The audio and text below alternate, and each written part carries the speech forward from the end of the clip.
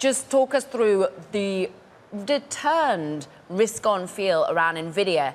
What have they managed to tell the market? Hey, good morning. Thanks for having me. So I'd say that there was recent weakness in Nvidia shares. I was largely concerned with the company's Blackwell chips. There were some engineering snags, a little bit of a delay there. People didn't quite know how to suss out the impact that this would have on future growth.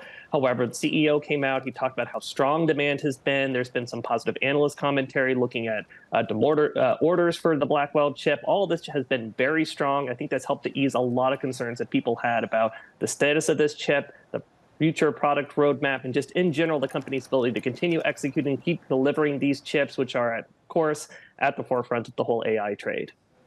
Do you know what's interesting about Nvidia, Ryan, is that it's kind of constant communication. Jensen Huang does a lot of interviews, but he also appears on stage all of the time. He is at investor conferences all of the time. You cover such a broad range of technology companies. Have you ever known a company, in vogue or not, to communicate that much? That's a great question. Certainly, he is out there a lot, and he is obviously an investor favorite. So every time he speaks, everybody listens. And of course, everything he has been saying lately has been pretty positive. It's hard to find too many precedents for this kind of thing. You'd probably have to go back to someone like Steve Jobs, I guess. Maybe we'll have to go back to, of course, companies that are that much in the spotlight. Apple, one of them, with Steve Jobs, and now Nvidia. What is there still perhaps remaining in terms of concerns? It looks as though people feel they've got a runway for the next 12 months in terms of orders.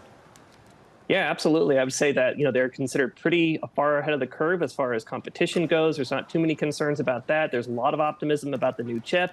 And we've seen a lot of NVIDIA's major customers like Microsoft, Meta, Alphabet, and so forth. They're all sticking with their CapEx plan. So there's not really a concern that people are going to pull back on their spending and that they're going to see a drop off in demand related to that. So I would say that outside of maybe valuation, that's probably the biggest concern you'll hear. But people are pretty positive about NVIDIA's fundamentals from here.